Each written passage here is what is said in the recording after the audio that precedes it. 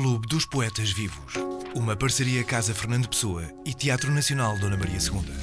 Com Teresa Coutinho. Boa noite. Estou muito projetada. Boa noite a todas e a todos. Obrigada por estarem aqui para mais um Clube dos Poetas.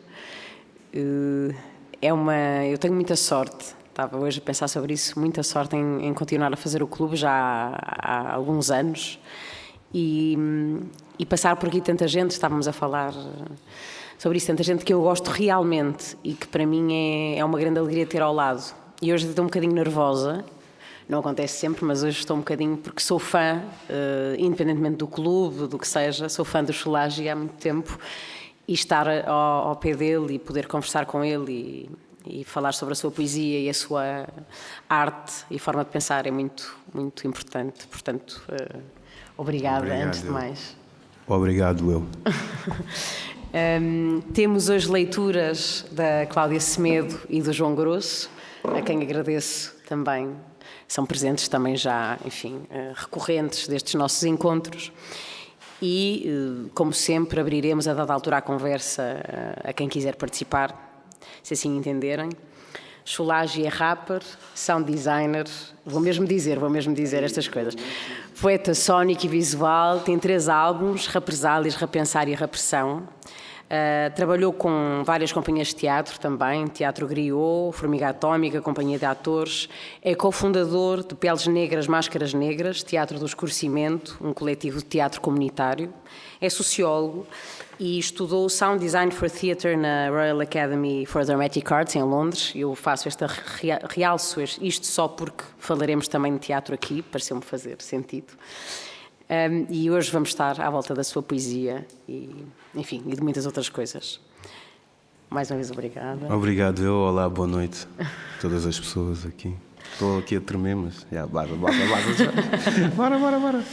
E vamos começar por ouvir alguns poemas para depois atalharmos a conversa.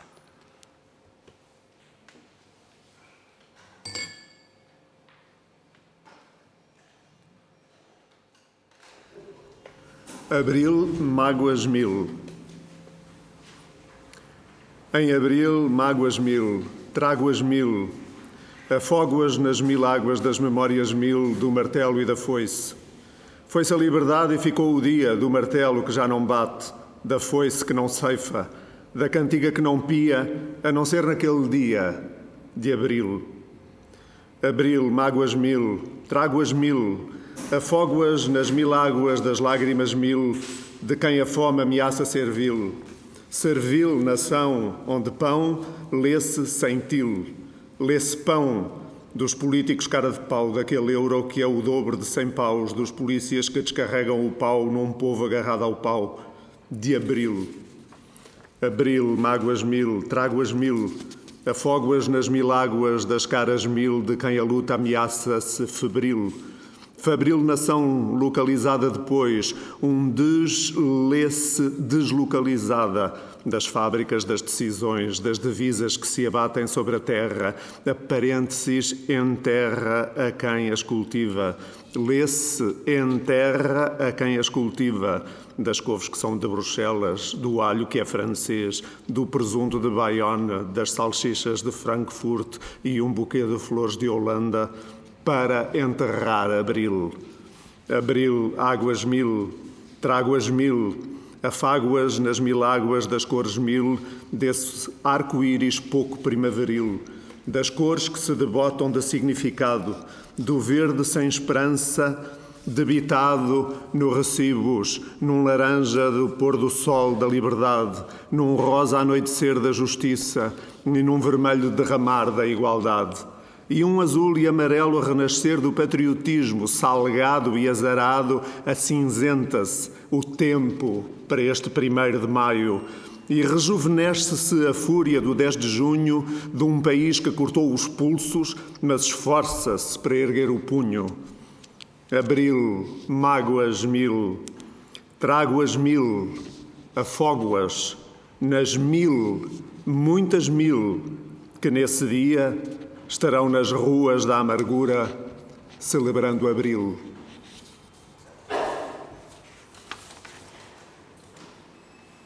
momento, pelos sonhos roubados em 500 anos de pesadelos, pelos moves de independência que tentaram devolvê-los, pelos que se envolveram e quem conseguiu envolvê-los, pelos que idealizaram os direitos, mas não conseguiram vivê-los, para quem conseguiu cedê-los porque percebeu de vê-los como homens iguais e tentar percebê-los, vê-los também belos, nos lábios, na pele e nos cabelos. Pelos que levantaram o punho e avançaram sem temê-los, fartos de plantar os frutos, colhê-los, mas não comê-los. Pelos, arrepiados de medo, arrastando grilhetas pelos pulsos e tornozelos, em navios com tugas buelos e padres a benzê-los, numa rota que devia envergonhá-los, mas continua a enaltecê-los. Pelos que lutam pelos tão prometidos 40 acres e a mula até tê-los, pelos que defendem África da tanga que o Ocidente está a prometê-los, pelos gangsters nas streets com shots atrás dos nossos euros até obtê-los, somente em crimes económicos contra o sistema a cometê-los, pelos homens dos escritos que resistiram para escrevê-los, pelos homens dos sons sem pentagramas para lê-los, fazê-los, pelos presos políticos que resistiram quando o sistema conseguiu detê-los, para todos os vitimados que o sistema conseguiu abatê-los, pelos que não sofreram isto, mas também querem combatê-los, para todos os oprimidos do mundo que querem deixar de sê-los. Pela força quero agradecê-los. Juntos vamos vencê-los. Tcha-nos música fala. Babilônia, tcha-nos música luta. Nunca tem jornal nem TV, mas nunca tá calá. Corrente na mão a pé, mas nossa cabeça cá tá pará. Babilônia, tcha-nos música falar. Babilônia, tcha-nos música lutar. Nunca tem jornal nem TV, mas nunca tá calá. Corrente na mão a pé, mas nossa cabeça cá tá pará.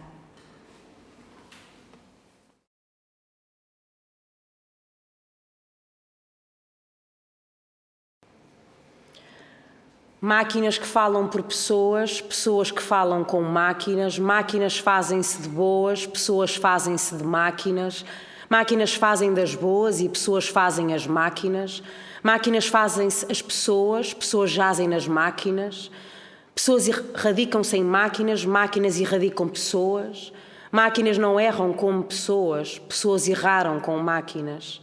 Na cadência robótica, sob publicidade hipnótica, vigilância panótica da ordem caótica com LED e domótica, metálico, fálico, bélico, evangélico, ético, cético, étnico-ascético, higiênico, eugénico, progresso transgénico, dialética, atlética, prática apática, da servitude, a amplitude da mediocridade, no exígno da magnitude, democracia caracada expirou a demo, fica só a cracia, buro, tecno, teo, auto e adoradores do demo.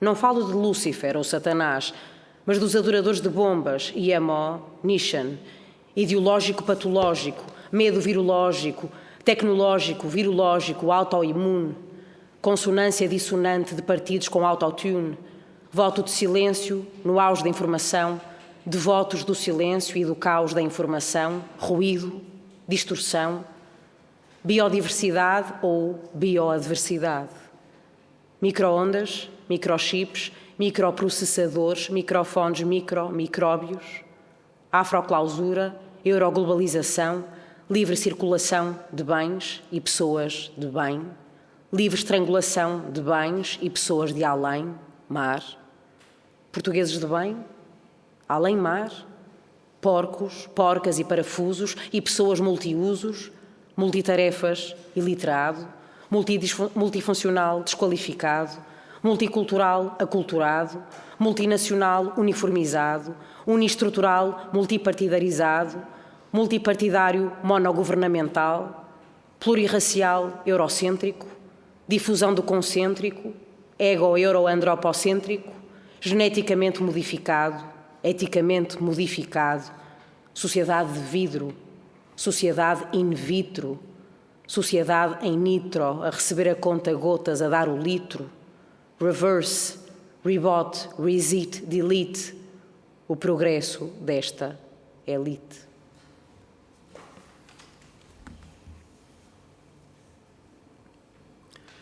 A sina de um gajo foda-se. Consciente da minha sina, nunca serei platina. Meu rap não se inclina para o mundo do comércio, preso da editora felina.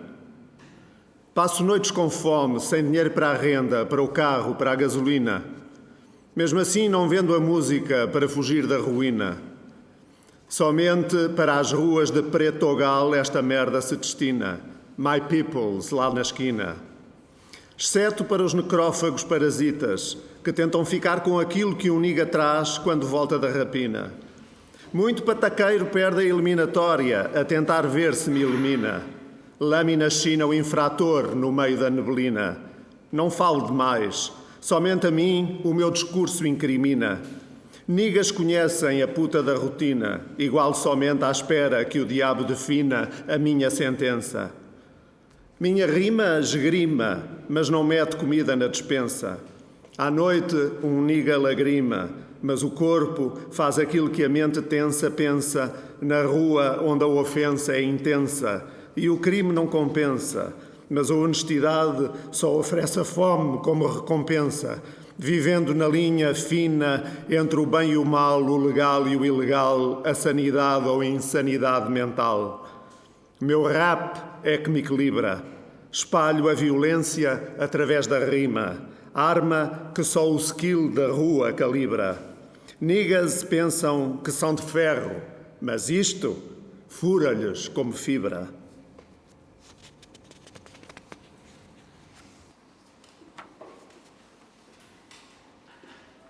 Mulher da minha vida.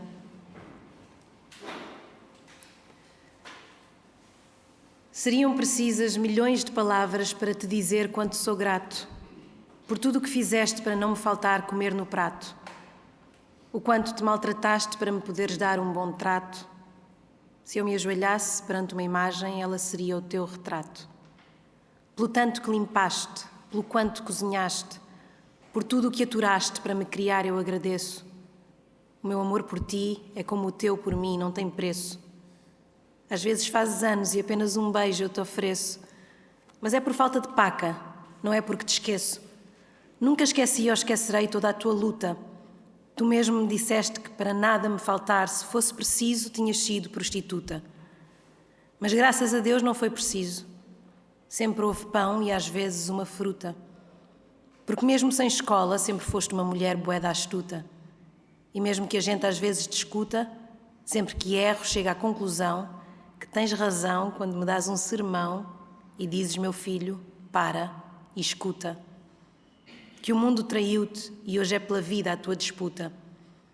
Mantém a fé porque tal como não chutas os teus, Deus os seus filhos nunca chuta. E todas as noites eu peço por ti na minha oração. Todas as noites eu penso em ti e em tudo o que escrevi nesta canção. Não há palavras para descrever a tua luta e o teu empenho. Rimas não chegam para dizer a gratidão que te tenho. Tanto sofreste para nos criar e nunca te deste por vencida. Rainha africana, mulher da minha vida. Eu não me esqueço do teu olhar cansado à frente do fogão, depois de um dia de trabalho a limpar a casa de algum patrão, com o pai longe, algures em alguma construção. Ainda tinhas força para nos dar educação, preparar a refeição. Às vezes não era muito, mas não dormia de barriga vazia, naquela barraca fria, que quando anoitecia, chovia e fazia ventania, nos assustava com o barulho feroz da chapa de zinco que batia. E só a tua coragem nos acalmava e o teu calor nos acolhia. Embora te digas que não, muito a ti devo, por na minha vida seres a pessoa com mais relevo, mas não sei se estarás viva para ouvir aquilo que agora escrevo. Mas pensar em ti morta é algo que eu nem me atrevo. Não sabes como é difícil olhar para ti naquela cama, a ser consumida por um cancro que já te deixou sem uma mama. Em tratamentos e operações sempre te mantiveste forte. Disseste que enquanto não nos criasses, não te renderias à morte. Reformada a trabalhar para trazeres aquela paca, manteres filhos vivos, os teus filhos, e em pé aquela barraca, Hoje vejo-te fraca, mas peço-te que não desistas. Faz com que a vida seja mais uma das tuas conquistas. Foi dureza todo dia para bo poder dar nosso pão e leite, para nos dar força e sabedoria para não poder safar na gueto. Foi bom que ensinar a lutar para conquistar respeito. Ergui cabeça com orgulho sempre que se chamasse-me preto. Me prender muito mais com boa sabedoria de crioula do que mentira que durante tanto tempo madrugão ensina na escola. Porque sempre me olhar na boa uma mulher muito esperto. Desde menininha na Portugal vou escolher caminho certo. Hoje minha sonha era arranjar dinheiro para mandar para Cabo Verde. Para poder descansar o corpo ter Deus chamando para ser perto. De qualquer maneira, Dona Bia, vou saber me crer bucheu. Toda hora me tapiri para boca e mão estendido para céu. Quando me tive problemas, vou saber foi bom que ajudam. Necessidade foi bom que trame. Hoje me queria recompensar uma vida que cresceu. Mas me tamar botando quanto boa vida boa mam. E dentro do meu coração, para sempre te acompanhar.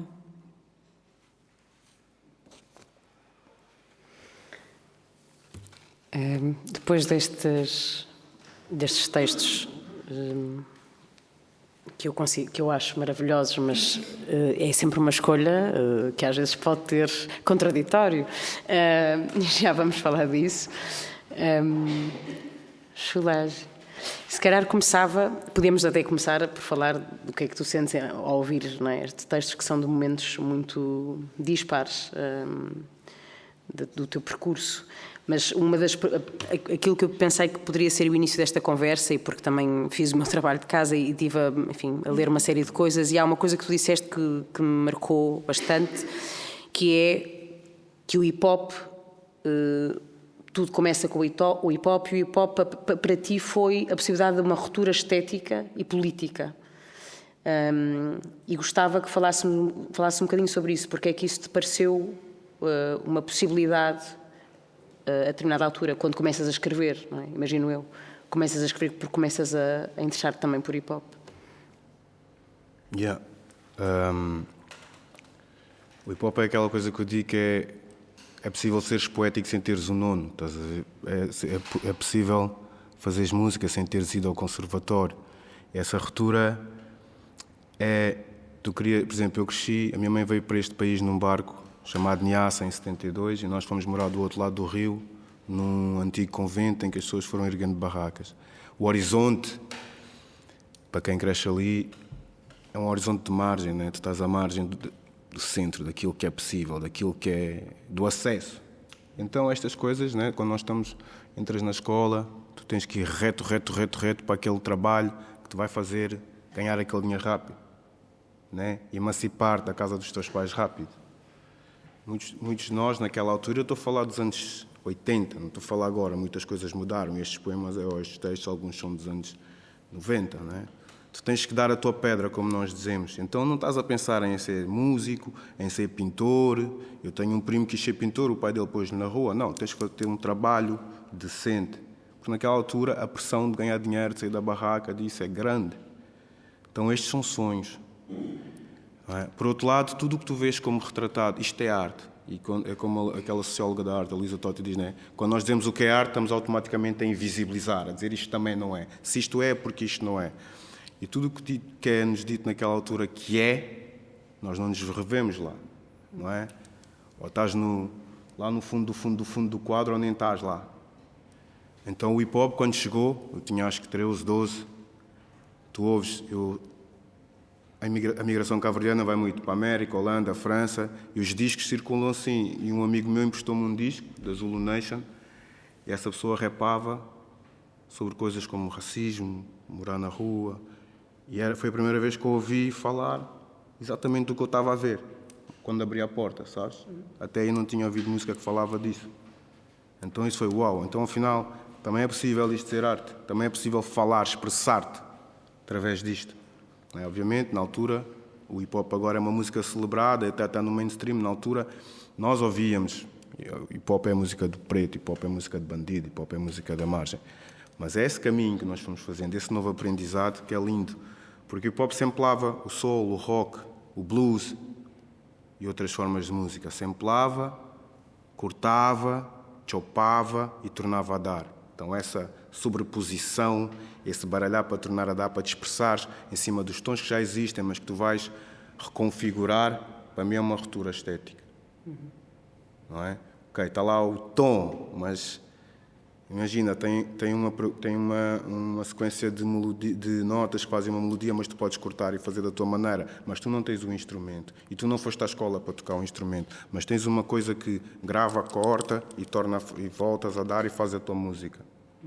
E depois não és poeta do livro, não tens ainda muitas referências, nós na escola não tínhamos muitas, hoje em dia existem e tenho muitas referências de poetas que falam das coisas que nós vivemos, e poetas e poetisas africanas e outras, mas na altura, não, e na altura desinteressa-te imenso também que tu ouves poesia. Eu comecei a me interessar por as coisas de poesia e prosa portuguesa no 10º, que o meu professor era mesmo, não, tens que ler, né? E interessou-me imenso, mas há uma altura que não te interessa isso. E o hip-hop trouxe isso, da mesma maneira que o pessoal do grafite olhava para as paredes brancas, mudas, cinzentas, por exemplo, de uma margem sul, onde as fábricas tinham sido deslocalizadas, as lisnaves e as mundetes tinham sido arrebentadas e tiradas, e as pessoas iam lá, ok, esta parede está aqui, está abandonada, nós vamos pintar. E essa é uma ruptura estética. Hoje em dia ninguém, por exemplo, contesta se o elétrico passa com um reclame da Kit Kat e tu tens que vê-lo.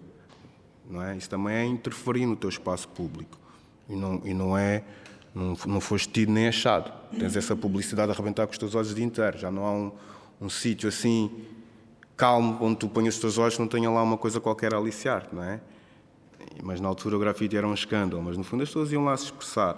Mesma coisa dos miúdos que iam dançar no metro da Alameda ou aqui no Caixo de Dré e de alguma forma reconfigurava o espaço público. O espaço público, by the way, é muitas vezes hostil à presença, né, de adolescentes negros na sua expressão. Então, o hip-hop trouxe essa possibilidade. E era uma possibilidade que não tinha cânones nenhuns na altura. Agora o hip-hop está cheio de cânones porque já se tornou mainstream, mas não tinha cânones. Era tudo novo. Tu podias escrever como quisesses, trás para frente para trás, por português, com crioulo, com whatever, e inventar, no fundo, estás a ver? E isso era uma ruptura com tudo o que eu conhecia. E toda a música que eu faço hoje, até para teatro, é um bocado... o hip-hop é a base. Porque é ler as coisas sem as ferramentas formulaicas. Isto é a tonalidade tal, a progressão harmónica tem que ser esta, e, portanto, é não pensar racionalmente, é pensar sempre intuitivamente. Olha, eu vou reagir a isto, vou fazer, vou ver o que é que dá, vou criar sem saber que tenho que chegar ali onde o cânon diz.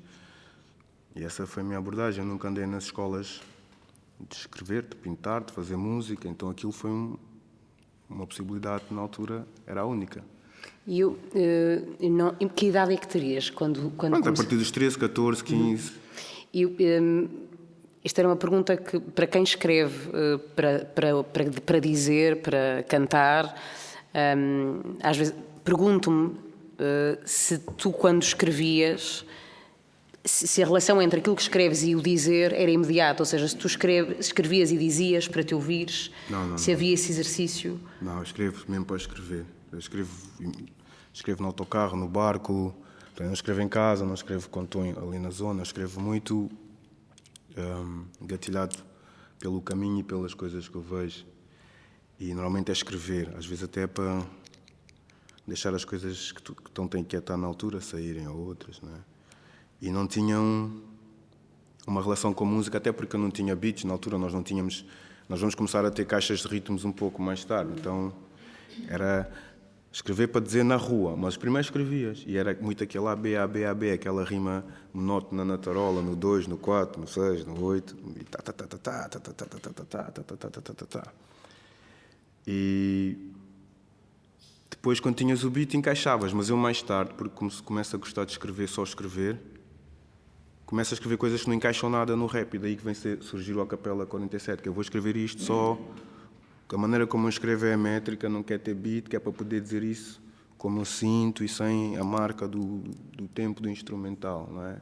Então tem essas duas coisas, mas eu escrevia muito... O a capela, assim, estamos a falar de spoken word, não é? Sim. Mais próximo de spoken word. Yeah. E porque havia coisas que eu escrevia que sentia. Para já eram longas, né? O pessoal dizia, pô, uma vez o Sam daqui estava a falar comigo e disse, pá, mano, tu também, essas coisas de escrever em enciclopédias, porque era chato, realmente, porque tu tens o. Mas não é enciclopédias de ponto de vista, ele sabe muito, eram bué da longas, né? E tu no hip hop tens aquela cena, aquela estrutura, tens de fazer 16 compassos, refrão 16 compassos, bridge, refrão. E às vezes eu estava a escrever. Tal. Eu não tinha aquele cuidado musical com a cena de escrever, era para dizer. Hoje em dia, eu quando estou a escrever para rap, estou a escrever de uma maneira, mas se estiver a escrever para o Conor, escrevo livre porque, sei lá, a maneira como aquilo sai já vai ter um tempo que está lá, sabes? E esse eu não arranjo, tem um tempo. Muitas vezes escrevo muito pautado pela cena musical, mas são diversas. Quando tu lês o Intensidades, não tem nada a ver, não dava para fazer uma música com aquilo. Tentei muitas vezes, mas não consegui. Depois disso, vou só dizer. E foi a base do vou só dizer. E essa foi a base do A Capela 47. Não consegui, por mais que eu encaixasse. Não. E há porque tu disseste uma coisa que eu acho, enfim, que se aplica também muito a uma idade, e claro que é uma sensação, se calhar, de não caber e por isso encontrar um lugar onde caber. E acho que isso pode, enfim, aplicar a muitos contextos de vida, mas disseste uma coisa que é não seguir regras nem nada que nos tenha sido ensinado, não é? Uma coisa que pressupõe uma certa liberdade.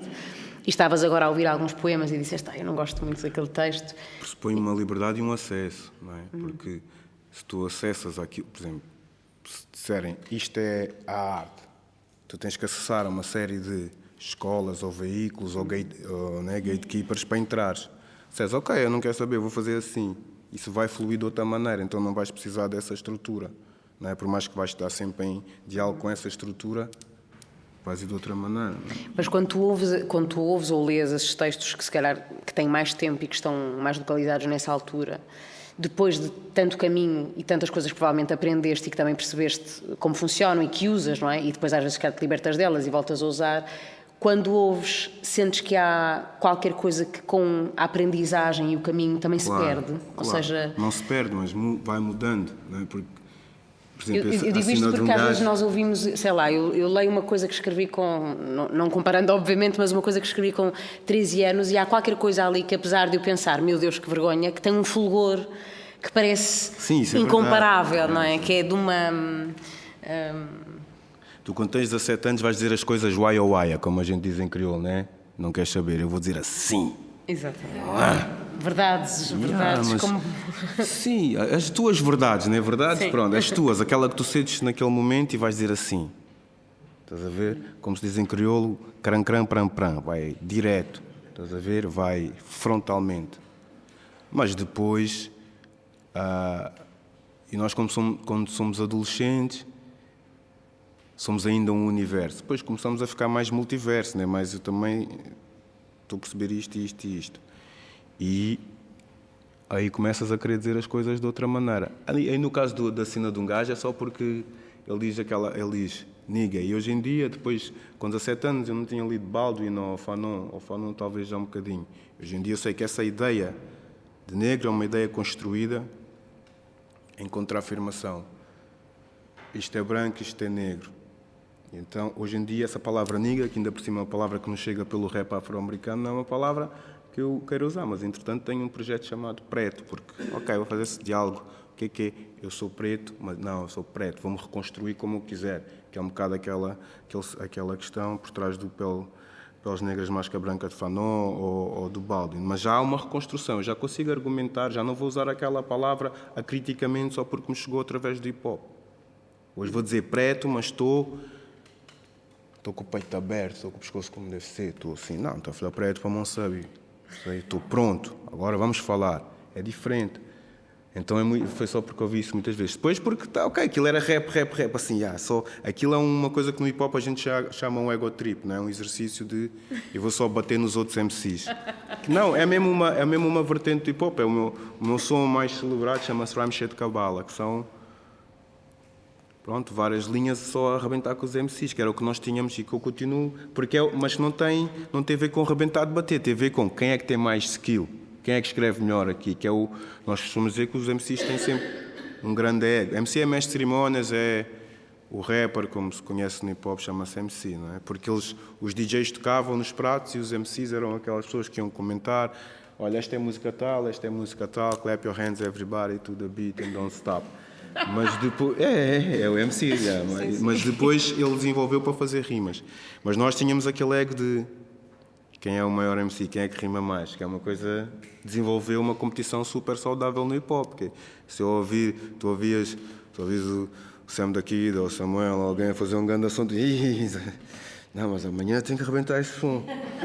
Ficas contente, mas já estás, a tua cabeça já está, pô, como é que eu não dei aquela rima? É normal, yeah. Não, o que é que isso cria é, tu estás sempre stepping up your game, estás sempre a ler. Eu costumo dizer aos meus alunos, não, mano, tu estás a andar na rua, vês os outdoors, vês aqueles jornais que não interessam a ninguém, vês os outros, vês tudo o que está escrito e os teus olhos são um sampler. Vai sempre surgir uma palavra com a qual ainda não tinhas conseguido rimar. Então estás sempre assim, a trabalhar. Lê tudo, lê tudo. Lê os livros que dizem para ler no programa de leitura, lê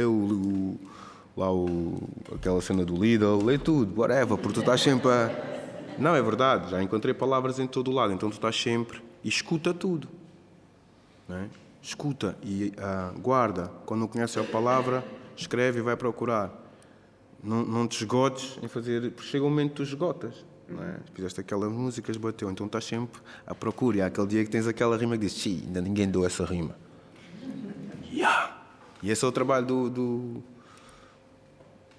daquele MC que faz ego trip. É dares aquela linha, né? Como o Kendrick diz, every line is a punchline. Né? Cada linha tem que ser uma grande linha. Nessa altura, além de fazer muito rap sobre a rua e sobre as questões sociais que eu via, tinha muito essa coisa de, não, mas tem que estar bravo, tem que estar... Até hoje é assim, só com... Tu disseste, estavas a falar de falares com os teus alunos e, no fundo, de lhes dizeres que tudo é material, não é? Tudo. E uma coisa que me parece também, olhando para o teu percurso e falando contigo, e também, mesmo só lendo o que tu escreves ou ouvindo a tua música, é que há muita coisa que te interessa e que tu vais beber essas coisas todas. Eu gostava que falasse um bocadinho, se te apetecer, claro, mas, por exemplo, da relação com o teatro e como é que surge esta vontade de, por exemplo, criares uma companhia de teatro comunitário. Foi por vontade também de exercer alguma influência sobre o teu entorno, de pôres a mão na massa, como se costuma dizer, não é? De começar a trabalhar com pessoas que estavam à tua volta de uma maneira... Como é que surge o teatro na tua vida? Então, eu quando era miúdo e estava na escola, às vezes víamos peças de teatro e aquela coisa do palco fascinava-me. Tudo. A luz, o som, tudo. Fascinava, não era só a cena do ator, mas tudo. Porque aquilo parecia que tinham pintado um quadro e aquilo mexia-se, mas era lindíssimo e fascinava-me. Mas pronto, nunca pude ir para a escola de teatro. Estas coisas que tu ficas a pensar, isto está fora do teu scope. Mas eu, com o rap, comecei a ter aquela preocupação que, se estás a falar das coisas, tens que tentar mudar as coisas. E nós fomos criando uma associação na nossa comunidade que trabalhava a partir do hip-hop. Nós tínhamos ali uma zona por baixo dos nossos prédios, que era uma zona, na altura, aquela zona é má, e nós começámos a fazer uma série de workshops ali, de grafite, DJ, fazer cinema noturno às 9 da manhã, estar a ver América Proibida, ou Great Debaters, ou whatever. Às 9 da manhã, desculpa. Porque estava a pensar, 9 da manhã, daí acordavam muito cedo para ver cinema. Ou seja, tentar mudar o espaço, e depois fomos construindo essa associação. E o teatro, às 2x3, há um grupo de teatro do oprimido, que é o GTO Lisboa, que vai lá fazer um workshop. E vai com esta ideia do teatro do oprimido, Augusto Boal. E ali, o pensamento por trás disso é que o teatro do oprimido não resolve um problema. Vai falar de um problema escrito pelas pessoas. Portanto, o teatro do oprimido é um teatro comunitário, as pessoas dessa comunidade identificam A, B, C de problema, escrevem uma peça sobre esse problema e levam à discussão. Aquilo é, no fundo, um gatilho para criar uma assembleia comunitária, uma coisa que às vezes é difícil de mobilizar. Então, são peças que, na chamada crise chinesa ou no clímax, quando o problema está no seu auge, a peça acaba. E é levada à discussão à comunidade e depois as pessoas da comunidade vêm... se fosse eu fazia assim! Então venha lá fazer. E tem que ser ator, né? O Boal diz, todas as pessoas são atores, até os atores. E é esse princípio que todas as pessoas podem, se trabalhadas, fazer essa guerra dos sentidos, essa manipulação que o regime faz da palavra, do som, da imagem, cada vez mais uniforme, enquadrada numa visão, né, única, está a criar esta sociedade obtusa, e nós temos ainda esta possibilidade, enquanto não formos máquinas, aí, esta possibilidade de expressar, e o Boal fala imenso de as pessoas têm que fazer esta guerra dos sentidos, pegar a palavra, usá-la da sua maneira, o som, a imagem, ele chama isto a guerra dos sentidos. E o teatro oprimido é sobre isso, é chegar e dar essa voz àquelas pessoas que, em princípio, não são autores, não têm preocupações estéticas, blá, blá, blá, blá, blá, blá. A nossa primeira peça chama-se Maria 28, é sobre aquele autocarro que sai de Moscavide e vai para o Restelo e que leva as mulheres às 6 da manhã para limpar aquelas casas embaixadas. Entre as tais a minha tia, minha mãe, por aí adiante. Maria 28, porque o autocarro é 28, é Maria das Mulheres. Cabo Verde é um país, pela sua colonização, é maioritariamente católico e, portanto, houve ali uma série de mulheres dali dos anos 50 e 60, chamam-se todas Maria. Portanto, a nossa mãe é Maria, a tua tia, a minha mãe era Maria das Dores, a minha tia Maria de Fátima, Maria Guiomar, Maria, é tudo Maria. E quando vais no autocarro, realmente, essa te chama companheira, ou Maria, e depois pelo segundo, ou é Maria de Lourdes, ou Maria Fátima, ou Maria Teresa. Pronto, então a peça chama-se Maria 28, em homenagem a essas mulheres, e esse autocarro que vai do Oriente para o Ocidente limpar. Depois, agora, de dia, vêm só os turistas, mas se vocês entrarem às 6 da manhã, é outra composição. Então, essas mulheres só há 3 regimes excepcionais da lei de trabalho em Portugal. 2 são para melhorar, com outros polícias, outro não me lembro qual é, e o terceiro é para piorar. A lei do trabalho doméstico é uma lei, como as mulheres trabalham num sítio que é fechado, privado, que é a casa dos patrões.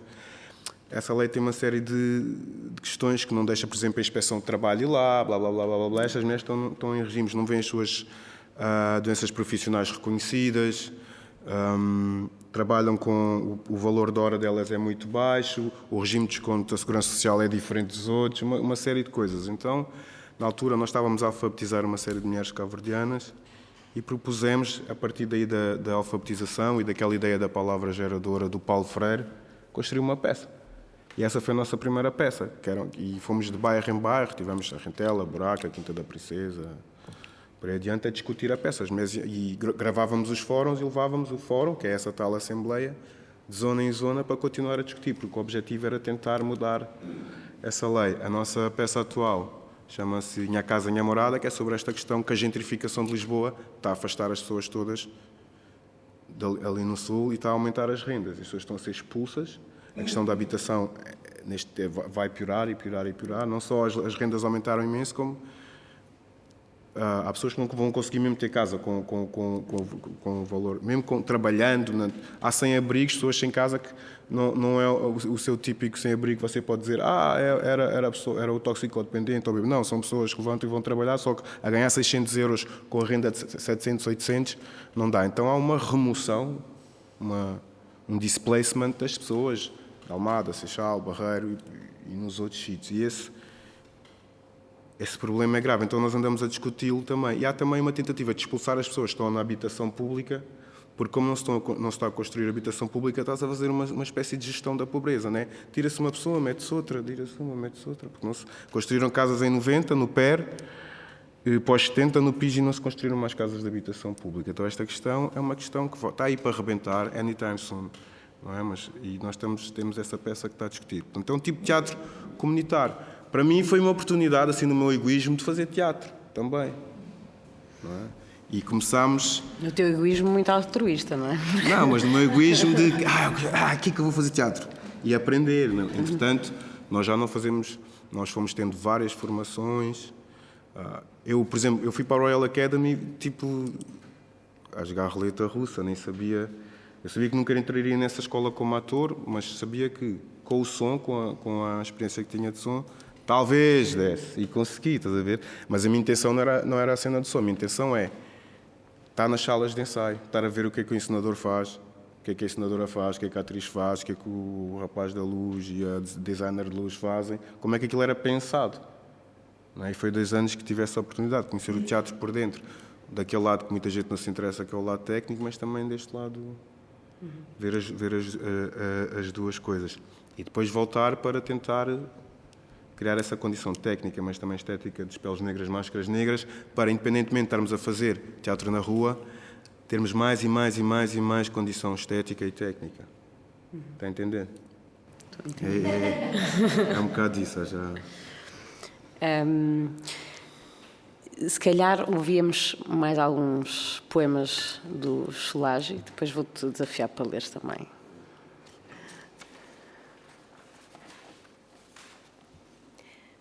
Cacilheiro de Lampedusa. Vou certinho, vou certeiro no horário do cacilheiro. Volto torto, volto absorto, sem nada no mielheiro. Vou inteiro no ponteiro diário do cacilheiro, volto torto e quase morto, morrer noutro paradeiro. Vou para o norte, atrás da sorte, sigo o rastro do dinheiro. Vou para o norte, achar a morte, dar o corpo a algum negreiro. Vá com passo ao passaporte, levo um sonho no roteiro. Preso ao aço num transporte, sou gado, não sou passageiro. Amontoado, empilhado, sou mercadoria peça. Agrilhoado e pilhado até ao dia em que me despeçam. Até ser sedentário ou até ser sexagenário. Até que o meu proprietário mude de ramo ou itinerário. Ou até que algum algoritmo me torne desnecessário. E de corsário a dignatário saia mais um milionário. Num comércio ferroviário, fluvial ou transatlântico, fui de escravo a funcionário num upgrade semântico. Passo a passo, marco a passo, lá vem mais um batalhão. Um exército moribundo a descer o batelão, meio mundo de todo o mundo empurrada para o porão, deste navio que fez do mundo mão de obra em algum leilão. Passo ao passo e o bilhete, abre e fecha o torniquete, lá vai o eterno grumete, leva a preta, leva o preto, e no preço desta viagem já me enfiaram o barrete. E chega mais um cacilheiro, se vir quem vem de paquete. Venho de Bissau e Praia, de Faro ao Montemor, de Luanda e Maputo, Setúbal, Campo Maior, de Mindelo, Dakar, de Paquistão, da Bahia. Venho do sul para o norte, se não morrer na travessia. Do Barreiro, de Almada, do Montijo, do Seixal, a ver carne para canhão no vai-vem fluvial, de Odivelas, de Algueirão, da barraca do Zambujal, lá vêm elas e elas são quem limpou o teu cagaçal. Num país para inglês ver, faço tours para o turista, recepcionista e cozinheira, camareira ou balconista. Faço apoio ao cliente e atendo chamadas para Tóquio, ou vou servir buffets nos doutores do colóquio. Não há CUF, nem sete nave, Quimigal, nem Lisnave, não há chão, não há mar para que eu pesque, não há chão para que eu cave, não há Expo, não há Cril, não há Colombo, nem metro. Já fui classe operária, agora só tenho o espectro. Faço biscoitos, sirvo biscoitos e bicas, faço biscates e bicos, limpo beatas e caricas. Maré alta ou maré baixa não muda a minha maré. Vou com fé no meu trabalho, mas só recebo má fé. Dá estibordo, dá bombordo, para mim só dá a ré. Este navio leva a bordo os restos mortais do Zé. Quem soube da tempestade, pôs-se na arca de Noé. Quem não soube, estende a mão, ou chama Cristo ou Maomé. Ou chama um Trump, um Bolsonaro, uma Maria ou um André, ou algum Messias que diga alto o que se murmura no café. Há uma aurora em um facho, que se dizem a luz deste nevoeiro, e é cada vez mais escuro o porão deste navio negreiro. Em contraste com o brilho do vidro e do neon, com que me sinto ligado do Zoom à Amazon, vou com distância social de olhos postos no ecrã, circulando pela direita sem bom dia nem até amanhã, submergindo neste charco de lágrimas que me encharco. Desinfeto as mãos, ponho uma máscara e o oxigênio fica mais parco. Embarco neste barco que já foi ao fundo e não sabe.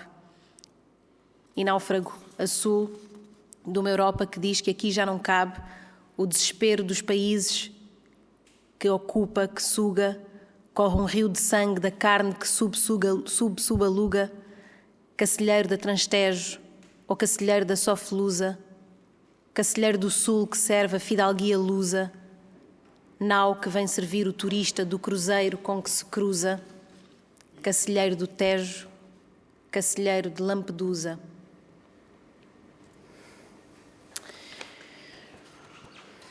(360 mais 5 entre Sol e Saturno). Venha ao pingo doce de janeiro a janeiro, Há coffee shops e luzes vermelhas onde gastar o dinheiro. Primeiro-ministro mandou os portugueses porem-se nas putas, o capital foi o primeiro em manobras astutas. Quem não o pode vir o piegas, agora apoiam-se nas lutas daqueles que chamam radicais, a quem põem-se as escutas. Entretanto, parece que o Passos e o Alberto João Jardim já não trocam flores da Madeira, no São Valentim, mas depois do atestado de pobreza do cavaco, toda a gente já percebe para quem a Madeira cavou o buraco. Foda-se, vai-te matar que só te enterras, faz-te um favor, vai-te matar que só nos enterras. Acabou a tolerância, toda a gente leva a mal. Maçons tiraram a máscara, está tremido o carnaval.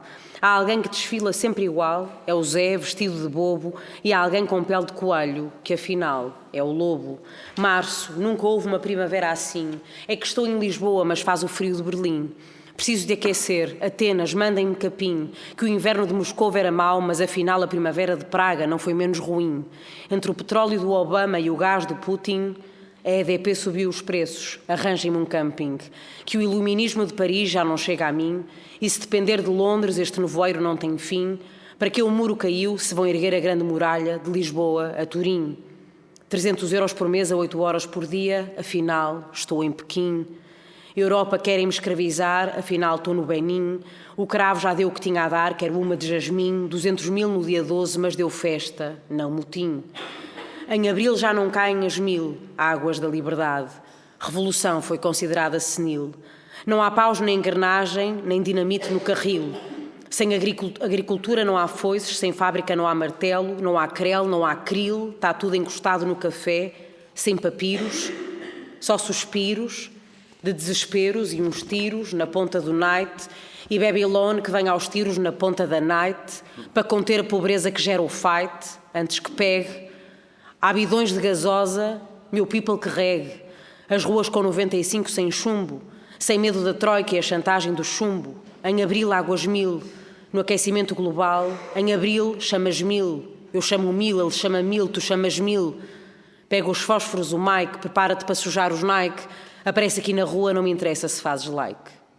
Não há comemorações do 1º de maio, só há contratações no maio, só há bulos na PSP, GNR e ASAI, para calar o pessoal, nem um pio, nem um ai, só fica de pé o 10 de junho.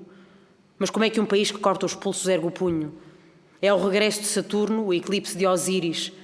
Fazem-me levar com a tempestade para ver o tal arco-íris, tudo à frente da nossa íris, ofuscado no solstício, os longos dias da escravatura, os humanos no sacrifício, enquanto lagartos estão ao sol, a dar corda à caixa de música que dão no comício, na cadência do tempo, que não é mais do que um falso vício, de nos fazer trabalhar para poupá-los desse exercício. E o subsídio de férias já não chega em julho. Onde é que está o orgulho, enterrado no entulho, deixado pela troika e a heroica entrada do Passos para tomar o bagulho? Quem falou que a boca é tua, caralho? All my people se faça barulho. Tudo calado e com medo, senão a troika dá tal. O rating desce e o coelho afinal é o lobo mau. Tirar os direitos foi canja para quem não se manja. O capuchinho era vermelho, perdeu a cor, foi para rosa e agora é laranja, azul e amarelo. E o cesto é para os boys, com taxas a granel, safou da avó, para aliviar a segurança social a velha morre em casa só. Portugal é um gueto da Europa, eles é que são os thugs que metem o sangue na rua. Meus gangues na rua não chegam perto da forma como esse gangue atua. Maçonaria, Illuminati e Opus Dei, eu não sei. Eu só sei que esses mangas estão acima da lei. Não passa nada, é agosto e a justiça de Holiday. Mas este Holiday vai dar tudo à venda no eBay, que o subsídio está num offshore desses que eu falei. Antes do regresso às aulas já haverá abandono. Ir à escola voltou a ser luxo, da corte e do trono. E para que matricular se já nem há um abono? A educação vai entrar no longo outono. Caga no 21. Só conta o 11 em setembro. O dia em que a liberdade passou a ser só algo de que me lembro. 100 anos depois dá-se o 5 de outubro. Depois um 15 de outubro, numa República das Bananas, com fascistas ao rubro. Finalmente o 25 de novembro se instala. 35 anos depois Abril se cala. Está vingada a revolução, é o triunfo do patronato. Sobra o fado, sobra Fátima e sobra o campeonato. Este ano lutação esgotada na missa do galo, porque não há nada para abrir na árvore de Natal. Tiraram o vis eletron do espírito natalício, Não há guita para o Réveillon, está tudo no fogo de artifício. Vestido a rigor, cinto apertado, sacrifício. Isto é um loop. Queres saber o resto? Volta ao início. Lotação esgotada no hotel. Com esta crise, em vez de ir para fora, cá dentro, brodas vão dentro, cá fora, alojados no EPL. As mãos que estavam estendidas, em saudação nazi, estão estendidas a pedir esmola à Angela Merkel e ao Sarkozy. Um em cada 3 de nós está desempregado, mas bora os 3, que daqui a bocado estás do nosso lado. Tens que enquadrar isso, não? Portanto, isso é um álbum, este álbum Repensar é repressão, não é? É escrito em 2012, ali pós aquela crise de 2008 e tudo estava a passar. E eu não queria mais fazer rap, mas lancei esse álbum um bocado, lancei em abril mesmo, por isso daí o Abril, Mágoas Mil, esta música e outra, que era, pronto, foi um bocado essa coisa que me deu, eu quero falar. E escrevi, diz... Não, desculpa. Não estava a dizer. Esse álbum está circunscrito a essa altura e tem essa raiva. Eu acho que tem essa ligação muito enraizado no momento e muito político, não é? Mas que eu acho que é muito forte também. Isso também. Sim, exatamente. E revejo-me em tudo o que disse. Estou a dizer esse tempo era um tempo, parecia que ia tudo rebentar. Não é? Parecia que este sonho de nos aburguesarmos depois da União Europeia ia cair. E entender, isto é Portugal, continuamos a ter que produzir, continuamos a ter que fazer coisas, isto não pode ser só turismo, mas realmente estava, se calhar, nós temos a memória bué curta, se calhar já não nos lembramos do que é que passou, não é? Que se passou há 10, 12 anos, mas não foi fácil para muita gente, então as pessoas estavam mesmo desempregadas, isso de 1 em cada 3, havia uma desesperança, mas ao mesmo tempo havia uma chama de luta, eu estava a atiçar um bocado disso, não é? Ao mesmo tempo era essa ideia de se vive num loop, vai crise, vem crise, houve pandemia, guerra, crise energética, portanto, tudo o fala escreve, que é, não é, o Ministério da Verdade, como dizia Orwell, Ministério da Verdade. O que hoje é mentira, amanhã é verdade, depois da manhã é mentira, e agora a guerra é com a Oceania, e agora é com a Eurásia, portanto, tudo nós estamos sempre a levar com este. Agora vamos todos para ali, E é um loop, não é? São uns hamsters ali, e é o que eu sentia, fogo, pá. E continuamos, agora estamos não é? Olha lá, volta agora, bora lá outra vez. Não é? E aí tudo, pronto, agora vamos para uma guerra, agora vamos, pronto, temos que apertar o cinto porque não há cereais, não é? Não sabemos bem o que se passa, mas vamos todos em carreira, que assim, tem a voz do lado do comando, também estamos todos a viver um momento de ódio, sabes essa figura do momento de ódio no Orwell, aqueles é que são maus, eles são maus. Ficamos todos ali 10 minutos, todos a mandar raiva fora, pois que é essas redes. Não? Eu escreveria esse texto outra vez. Não é? Já estou a escrever. Já estás a escrever. Íamos ouvir o Dedicatórias pelo João, mas se calhar, João, peço-te para leres a seguir só a pergunta que eu vou fazer, porque tem a ver com... As pessoas não vão falar. Vão. Está bem, tens razão. Então, vamos ouvir o Dedicatórias e abrimos a... Tu é que comandas hoje a conversa e eu fico só a ouvir. A Teresa já disse que é o Dedicatória. Dedicatória para aqueles que já só fazem parte da nossa história, mas que estão sempre presentes nas ruas da nossa memória. Brothers para quem a sobrevivência foi uma guerra obrigatória, mas acabaram por perdê-la. Rimo pela vossa glória, G's atrás das grades, que são considerados escória, mas para mim são soldados para quem a vida é a única vitória. Capturados por polícias racistas e atrozes, devorados por juízes falsos, moralistas e ferozes, que não compreenderam que para pitar tiveram mesmo que catar aqueles tugas com bué de posses ou paiar aquelas doses. São tantas as vozes que nunca mais eu vou ouvir, abraços que vou ter que esperar até voltar a sentir, mães que talvez nunca mais venham a sorrir, porque a perda de um filho é algo que para sempre dói. A polícia, a droga, a fome, a obra nos destrói. Desunião nos autodestrói e é isso que mais me rói. Ninguém é herói nesta guerra cheia de armadilhas. Já vestiu de preto inúmeras famílias, na Tuga ou lá nas ilhas, e continua a derramar sangue, lágrimas e suor neste inferno. A força exterior esconde o sofrimento interno, por aqueles que já só vivem no coração, na mente e nas páginas deste caderno, nas dezenas de memórias que escrevo no meu caderno, até ao dia do reencontro no descanso eterno.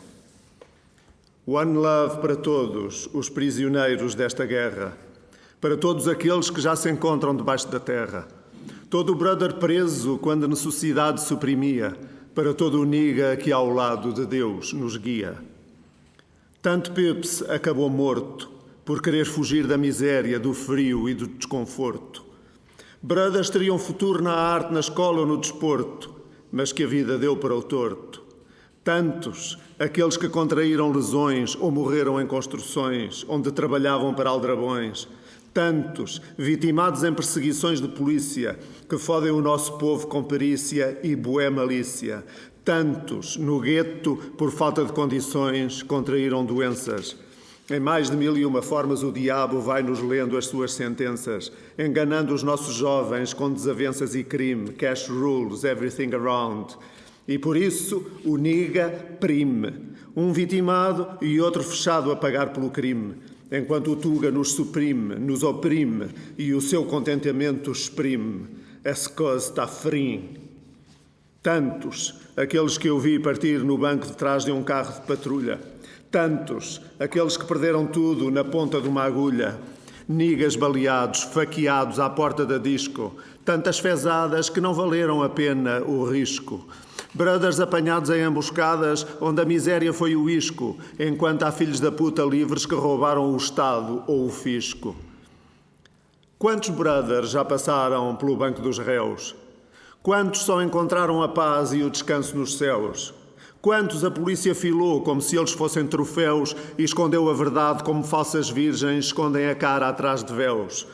Quantos foram atirados para fora das naus? Quantos foram castigados com chicotes, pedras e paus? Se querem que eu diga, foram tantos que eu já esqueci. Por isso, dedico isto àqueles que nunca foi feito um minuto de silêncio por si. São rimas feridas que choram as vidas nas ruas perdidas e as sentenças lidas a almas queridas, unidas à minha pelo sangue ou pela cor. É enorme a dor de perder alguém. É terrível saber que ele foi e que não vem. My peoples, fiquem bem. Estejam na cana ou no além.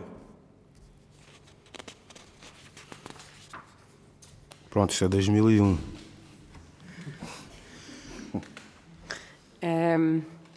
Respeitando aqui o mote do Cholage, se alguém quiser fazer alguma pergunta, vamos abrir muitas, claro, já sabia.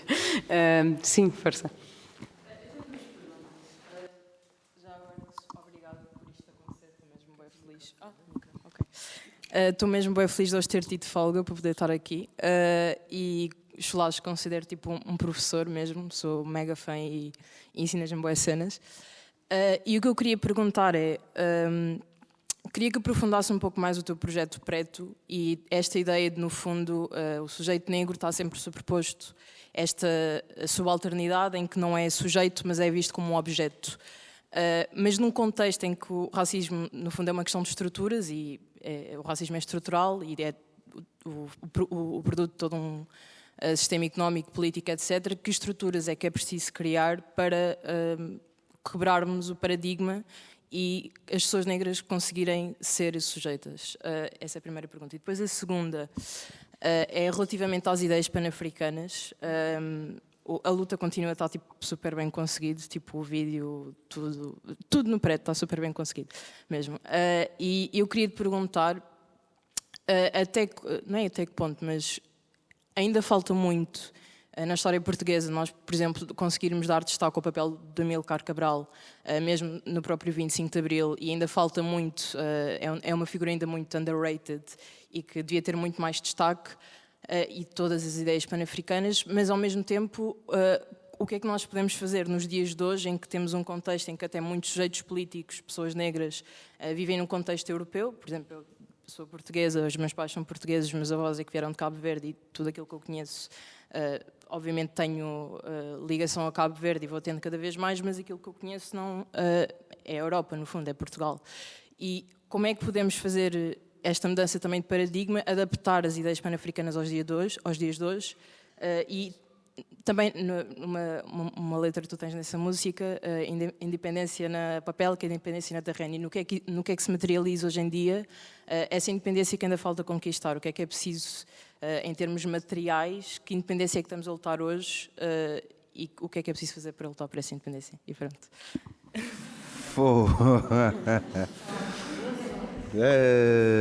Já tens alguma resposta? Eu acho que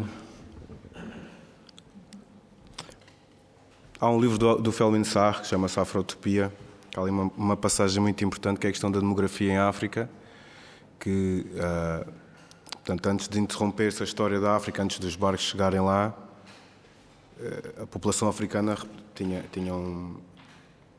representava uma grande parte da população mundial, e vários dos problemas que hoje falam que existiam em África não eram bem assim. Ou seja, havia um percurso que estava a acontecer que foi interrompido. E foi interrompido, parcialmente de uma maneira bruta, quando se pegaram milhões de pessoas. Há estimativas que se dizem só nos barcos, no comércio transatlântico, ficaram 15 milhões, mas aquilo que é o impacto do comércio transatlântico em mortes, sejam dos conflitos que isso provocou tudo, estima-se 200 milhões, que é uma coisa que ninguém fala. Do outro lado do oceano, em África, todos os conflitos que criaram, todas as mortes que isso provocou, e fez com que todo o progresso africano recuasse 500 anos. Acontece que, neste momento, os novos números dizem que em 2050 a população africana terá outra vez um número grande, e, portanto, estará já a retomar um pressuposto progresso. No entanto, não houve, no meu entender, independência. Não é? Houve o que o Fanon, ou o Nkrumah, ou o Cabral dizem que foi uma instalação de uma burguesia local, que tudo o que tem feito é defender os interesses das multinacionais europeias em África. Basta ver a quantidade de empresas francesas que dominam toda a África francófona, as empresas portuguesas que dominam Cabo Verde, Angola, etc., e por aí adiante. Então, essa independência que se fala, independência económica, social, política, não existiu. Há uma transferência de poder que, quando face à ideia de, ok, somos independentes, mas temos estes percursos comerciais, vamos manter estas rotas, que foram sempre rotas de desigualdade, se continuas a ser uma sociedade extrativista, a vender aquilo que sempre foi extraído, mas agora és tu o negociante e já não aquele que dá com o chicote, isso não significou progresso para a África. Além disso, essa economia extrativa deixou muito pouco de recurso técnico, educacional em África. Só tirou. As burguesias locais, again, ao serviço dos interesses dessas multinacionais, obviamente enriqueceram, mas o povo, a grande massa, não enriqueceu. Então não há independência. Não havendo essa independência, isso é o que eu digo que se passa em África atualmente. Portanto, continua a haver esse neocolonialismo. As ideias pan-africanas são ideias básicas como soberania alimentar do Thomas Sankara, ou seja, nós não podemos continuar a viver de imposições disfarçadas de apoio da FAO ou da ONU. Não se pode continuar a chegar a deslocalizar os agricultores locais para criar monocultura de algodão, por exemplo, como no Burkina Faso. Burkina Faso sempre teve algodão biológico. Agora foi o Islã, e agora está a ter uma produção enorme de monocultura de algodão geneticamente transformado, que é para exportar para as necessidades de algodão do exterior. O que, por exemplo, o Felwine Sarr e outros dizem tem que se interromper, ficar sem ideias, ficar sem a preocupação do que é o desenvolvimento e o que é a ideia de crescimento, né? Este mito económico europeu. Todos os países têm que crescer em comparação à ideia de desenvolvimento e crescimento que a Europa tem, né? Essa ideia neoliberal, que cria uma série de índices de pobreza, isto, aquilo, e todos os países têm que cumprir. Estás aqui, tu és subdesenvolvido, estás em vias de desenvolvimento, mas nesse sentido todos os países correm para se encaixar numa economia de cima para baixo, de norte para sul, que continua a ser uma economia extrativista. Nesse sentido, o que eu acredito que tem que se fazer é olhar para a economia interna, 50 e tal % da economia africana ainda é informal e isso não é mau, isso é um potencial incrível, não é? Vender as coisas locais às pessoas dali, porque é uma população enorme, existe um mercado, só que esse mercado não pode continuar a ser um mercado que, pronto, vai lá vender o vinho que não se vende em Lisboa e vai lá vender o algodão que não se vende. Não, as entidades locais têm que começar a explorar esse mercado. Isso, obviamente, vai significar, supostamente, um atraso em relação aos índices de desenvolvimento mundial, mas não, porque vai significar, do ponto de vista económico, um poder local e a partir daí, poder arrancar a economia. Agora, isso é uma coisa para 30 anos e, obviamente, os políticos todos têm medo porque ninguém faz políticas a longo prazo. Isto tem que ser 4 anos, porque se tu fazes uma política, dizer, o dinheiro que entrava da ONU e daqui, dali, só vocês perceberem, o acordo de pescas entre a União Europeia e Cabo Verde são 700 mil euros para pescar bar aberto nas águas de Cabo Verde. O território marítimo de Cabo Verde é maior que o território terrestre. Bar aberto para pescar à vontade. Fora China, fora Coreia, fora tudo. Ou seja, esse é um acordo brutalmente desfavorável aos pescadores de Cabo Verde, que, by the way, estão sentados na doca a jogar bisca. Não é? Depois vão pescar, vendem aqui e ali no restaurante, mas não é possível ter uma economia de pescas em Cabo Verde porque os arrastões da União Europeia e da China e whatever levam tudo. De acordos desfavoráveis, quase impositivos. Então tem que se regredir nessas relações comerciais. Outra questão que se fala é mudar a epistemologia também, não é? Deixar de pensar que todo o pensamento africano tem que ser legitimado pelo pensamento universitário europeu, pelas escolas ou universidades europeias. A partir daí, dizer que não há soluções, mas o que se pensa tem que se travar isto tudo. Seja o colonialismo, seja este pós-colonialismo. Né? Havia um Maori que uma vez estavam lá numa conferência qualquer, eles disseram post-colonialism, ele disse, when did they left? Post? Não há post. Então interromper, parar e olhar para dentro, olhar para aquilo que são a cosmologia africana, as possibilidades económicas africanas, o potencial cultural. A pirâmide africana não é invertida, portanto tem muita juventude e é preciso uma indústria interna, é preciso uma educação, mas que seja uma educação, não é, imagina, teres montes de cursos de coisas que vai lá às universidades europeias fazer subsidiárias das suas universidades em África para cursos que não têm saída em África. Não, tens de fazer coisas que tenham saída local. Então é travar para já, pensando inicialmente, travar, e é isso que não sou eu que estou a pensar isso, são pensadores que estão lá e que têm outra cabeça, né? Eu estou aqui. Tem que se travar esta relação desfavorável Norte-Sul em todas as frentes, seja na frente comercial, política, de epistemologia e cosmológica também. Não é? Porque a economia não pode ser só uma coisa de crescer, ganhar dinheiro e crescer. A economia sempre foi uma coisa de satisfazer as necessidades, pensada cosmologicamente.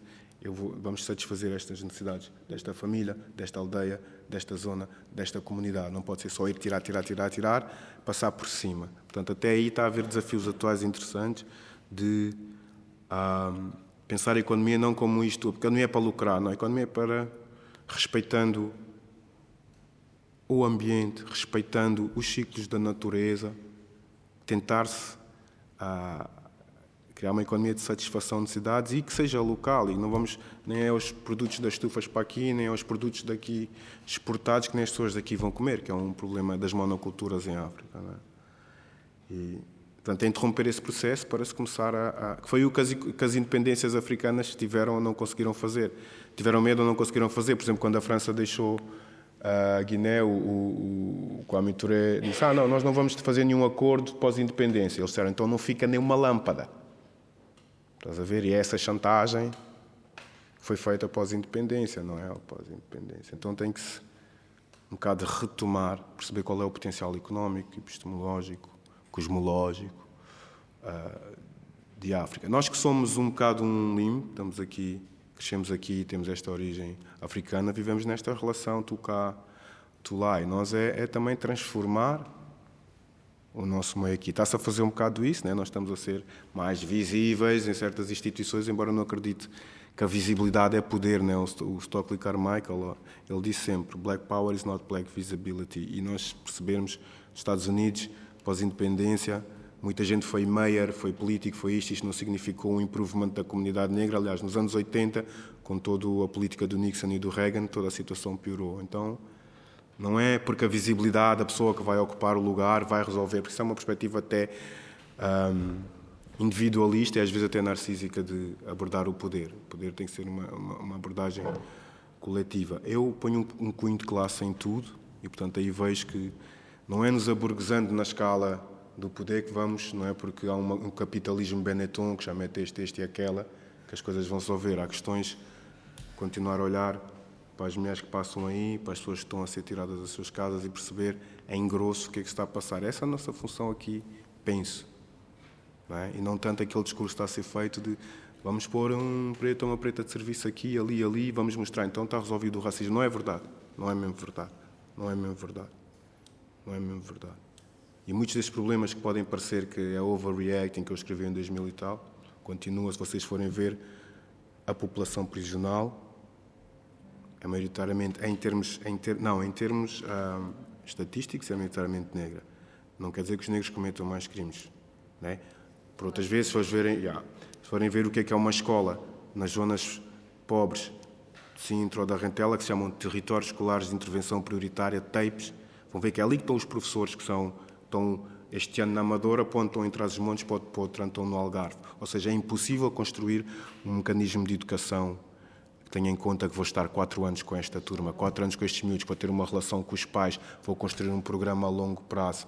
Vais ver as escolas privadas funcionam no paradigma ao contrário. Portanto, há um desmantelamento das escolas. Ou vai ver o Hospital Garcia Dorta, que é onde o meu pai entrou, saiu, até falecer e ficamos sem resposta. A saúde. Portanto, é preciso pensar onde é que as coisas estão a ser desmanteladas e o seu impacto de raça e de classe, que ainda é. E está todo um discurso da visibilidade que está a criar uma cortina de fumo para não se ver problemas muito concretos. O que é que tu achas?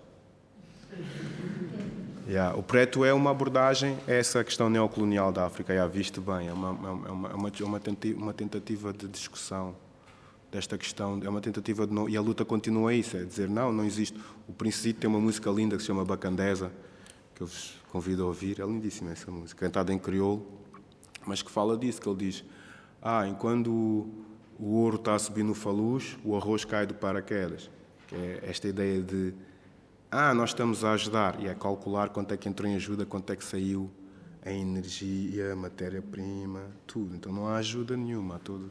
E é abordar isso, continuarmos a lutar, porque a luta continua mesmo, como cantava o David Zé. E qualquer processo que levou, qualquer processo desses não passa em 30 anos. E em Portugal, em concreto, com toda esta ideia lusotropicalista, há muita coisa para discutir. O próprio Gilberto Freire, quando foi à África, disse, afinal, não sei se é bem assim. Não sei se é tão bom colono.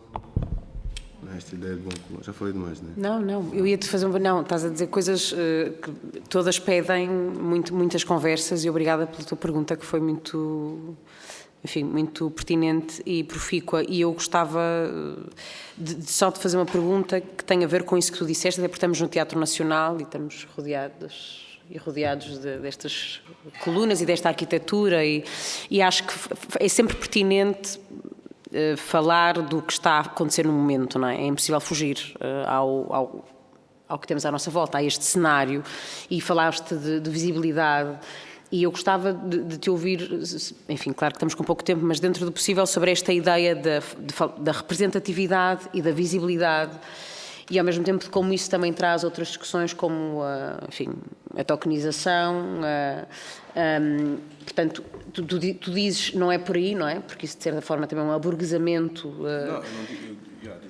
Não, desculpa, mas porque acho que isso é uma discussão que nas artes é muito premente, não é? E há uma coisa chamada União Negra das Artes que surgiu, houve uma série nos últimos anos de movimentos muito importantes e que têm muita expressão e são, e que têm resultados e têm ganho algum espaço, mas ao mesmo tempo também trazem essa discussão, não é? Que é como é que a instituição utiliza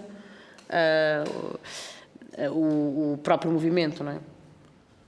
Pronto, por um lado é dizer que isto é uma ideia, isto é só uma opinião e é uma posição pessoal.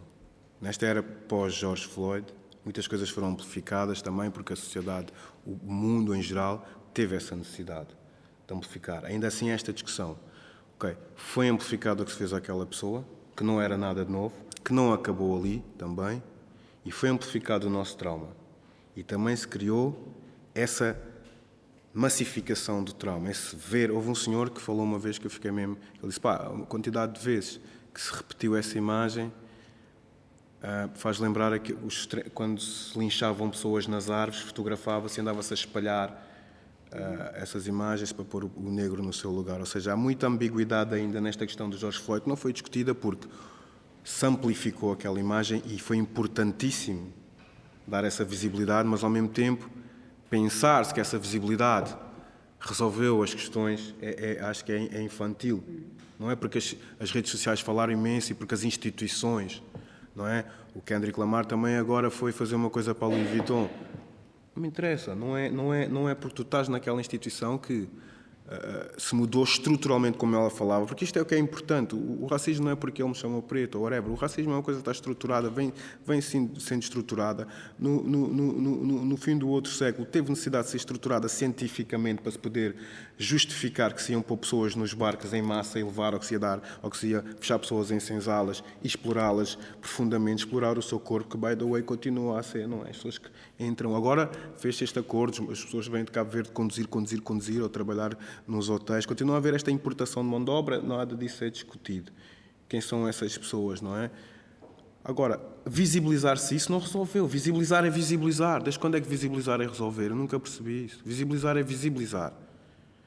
Sobre as pessoas que têm... Eu acho que é importantíssimo haver estes movimentos e eu faço parte não só da Associação Capaz, como fazia parte da plataforma Gueto e estivemos nesta luta. Portanto, quantos mais movimentos, melhor, porque mais vão fazer barulho. Agora, isso não significa que as motivações sejam todas as mesmas e que entrar nos sítios seja um movimento coletivo. E a minha preocupação é temos sempre de separar o coletivo do individual. A pessoa A entrou no sítio e tem que dizer, ok, é fixe, não estou aqui a dizer que não é fixe, é importante, ele é ator, está na companhia tal, ela é encenadora, está na companhia tal, está a ter, a sua peça foi feita. Sim, nós somos... provavelmente não há estatísticas 5% da população desse país, mas numa cidade como esta somos muito mais. É importante sim que haja visibilidade, é importante que o meu filho, não é?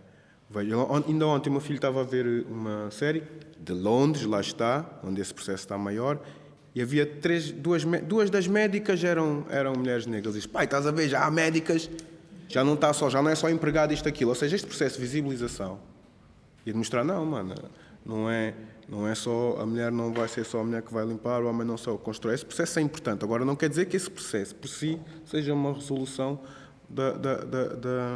das questões que estão aí há muitos anos. Por outro lado, não se pode subir essa escada e achar que isso é uma resolução coletiva, porque continuam a haver uma série de pessoas, continuam a ser, por exemplo, brutalizadas pela polícia, brutalizadas pelas prisões, brutalizadas na obstetrícia, por exemplo. Whatever, quiseres essa conversa, vamos continuar. Ou seja, visibilidade, e o Carmichael disse isso muito cedo, visibility is not power. E a instituição é essa também, que é, eu às vezes concordo que, por um lado, temos que estar nas instituições que quiserem, sejam elas quais forem, também há instituições que temos que construir, não é? Eu tenho um pensamento sempre sobre, uma vez... Nós estávamos no Casal da Boba numa discussão sobre a educação. Houve uma mãe que disse, a escola não gosta dos nossos filhos. E doeu. E o pensamento que eu tenho é, se calhar temos que construir nossas escolas. E esse não é um pensamento separatista. É um pensamento de, ok, então se não gosta, como é que vai ser? Continuas a pôr o teu filho na escola que não gosta dele, mudas a escola.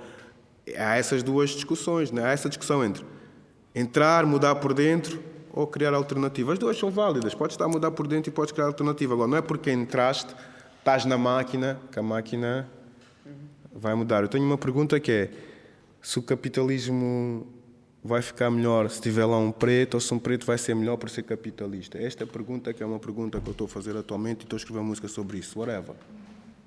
Porque estas instituições não estão a mudar a perspectiva capitalista da sociedade. Então isso é preciso discutir, não é só passar uma folha, olha, está feito, já pusemos as pessoas nos lugares e está discutido. Não, há muita coisa a passar-se. E muita coisa que a visibilidade, que ainda bem que o George Floyd trouxe, não mudou. Depois tudo o que acontece no outro lado do Atlântico é amplificado. E as coisas que acontecem aqui? Não é? É bué fácil falar sobre a população prisional na América, não sei quem no Brasil, George Floyd, e as pessoas que... Não é? A reação ao George Floyd e ao Kandé foi bué diferente. não é? Então é estas questões... Hã? Pois, então... Não é, agora está tudo resolvido, pessoas no sítio. Não, temos que continuar a discutir. E essa discussão é importantíssima. Como o racismo é uma coisa que é muito insuficientemente discutida neste país. E é normal, porque saiu-se de uma guerra quando? Quando é que se foi a independência? Foi há poucos anos. As questões de importar as ideias do Brasil e da Afro-América para aqui é diferente. O Brasil está a discutir esta questão desde a abolição da escravatura e antes eles estão nesse processo de discussão de uma maneira mais amplificada. Os Estados Norte da América, a mesma coisa. Nós tivemos até 70 e tal, isso foi proibido, perseguido pela PIDE. Depois começou-se a soltar, depois veio o 25 de Abril, então pronto, já está. E depois veio voltando. Não está, porque as pessoas vieram nos barcos, nos aviões para cá, moram nas periferias, afinal... A polícia, quando vai lá, parece que vai no ultramar também, não é? Como os indígenas da República falam em França, não é? Que são os indígenas da República, que são os que vivem à volta da capital. Então, não está discutido. É preciso discutir é discutir sociologicamente, economicamente, o que é que se passa. Não é pôr, bom, está aqui, tokenismo, sim, está aqui, então como está aqui, cala toda a gente. Não, porque até há pessoas que não têm ambição de estar nessas instituições. Eu não tenho, não é? Bem, podíamos ficar... Tens uma pergunta, sim. Está ali o microfone.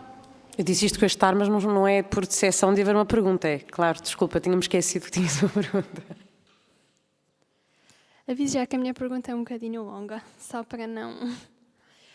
Então, a poesia clássica e renascentista é portadora de uma beleza lírica sem igual, daí nós levarmos tanto tempo na escola a estudá-la. No entanto, eu notei que ela é discriminatória, quer pelas pessoas que não inclui, quer pela forma como essas pessoas são retratadas. Por exemplo, a mulher, que é muitas vezes retratada só como o grande amor do poeta. Então, qual o seu conselho para incluir e encontrar o meio termo entre essa poesia e o estilo de alguns poetas mais modernos que contrastam completamente com esse estilo e refutam-no completamente,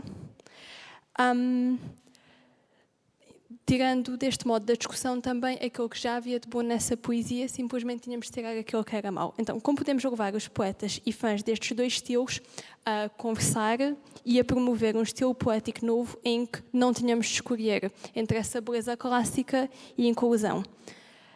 Sendo que ainda são poucos os poetas que o usam. A pergunta é para ti. Mas eu não percebo nada de poesia clássica. Ninguém quer responder. Então, eu não sei em relação a essa poesia em concreto, sei que é preciso... Aquilo que o Hip-Hop fez por mim, dar-me possibilidade de escrever. É preciso pessoas escreverem e algumas serão poetas, outras não, mais mulheres, obviamente. Está aqui uma mulher que escreveu. Obviamente, as artes, como tudo o resto, sempre colocou o homem lá no topo e foi ele o interlocutor de qualquer arte. E isto está a começar a abrir e abrindo está a trazer novas perspectivas. Eu não sei se as mulheres e outras pessoas quererão voltar a escrever como se escreveu, eventualmente sim, mas é uma pergunta que eu não sei responder, porque o tempo está... Não sei se é o clássico, sei que tem que se... As mulheres vão escrever mais e mais e mais, este é um tempo, como outras pessoas, ou pessoas negras, ou pessoas LGBTI, portanto esses processos vão se abrir. Agora o Conselho não tem, é mesmo orgânico. Depois eu não percebo nada. E há muitas, quer dizer, há algumas poetas a pegarem em poemas, por exemplo, não é, que tu dizes que são discriminatórios ou em que a mulher é retratada de uma determinada maneira e fazerem como se fossem reenactments, não é? Pegam nesses poemas e dão-lhes novas versões. Eu acho que isso também primeiro porque tem um lado de crítica muito evidente e também jocoso, e eu acho que a sátira é uma forma também de responder muito interessante, não é? Porque não destrói, traz à vida outra vez, mas mantém a crítica. Dou-te um exemplo, a Benedicto Arte, que nunca quis vir ao clube, infelizmente, por mais que eu tenha perseguido já bastante, mas escreveu que é uma poeta que está em Coimbra, não é? Escreveu um poema sobre a Penélope e pega no mito todo da Penélope E no fundo diz qualquer coisa assim, Benedicto, se ouvires isto em podcast, desculpa, não é exatamente assim, mas é qualquer coisa como: pensam vocês que eu estava à espera, quantos amantes não passaram na minha cama, não é? Há qualquer coisa do género, ou seja, esta ideia. Aí, claro que ela não está, enfim, a reescrever o poema X, mas está a reescrever o mito. E a arte está constantemente a fazer isso, não é? Nós estamos sempre a reescrever o mito, o poema, uma ideia qualquer, ou de mulher, ou de pessoa LGBT, ou de pessoa. Portanto, tudo isso eu acho que depende muito da experiência de quem escreve, de quem cria, não é? Como o Solar esteve aqui a falar, a sua experiência está toda naquilo que nós ouvimos, mesmo que uma coisa de 2001 se calhar precise de enquadramento, porque obviamente a pessoa que ele é hoje já é outra e há muita aprendizagem, mas não sei se respondi um bocadinho ao que... Mas eu acho que não há outra forma senão as pessoas que estão neste momento a criar, por exemplo, tu, que estás a fazer essa pergunta, se calhar de alguma maneira já estás só com esse questionamento e com essa dúvida a pôr em causa e vais fazer qualquer coisa com isso. Mas eu acho que também falta esta perspectiva da nossa parte de responsabilidade nesse processo, porque aquilo que nós entendemos como a beleza clássica ou a poesia que está contida naquela lírica, não é? Também é uma convenção. E nós, enquanto público, também temos essa responsabilidade de aquilo que elegemos como algo elevado, não é?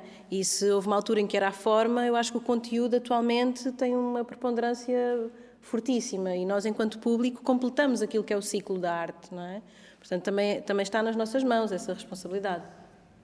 Tens o Pranto de Maria Parda, que foi feito nesta casa há algum tempo.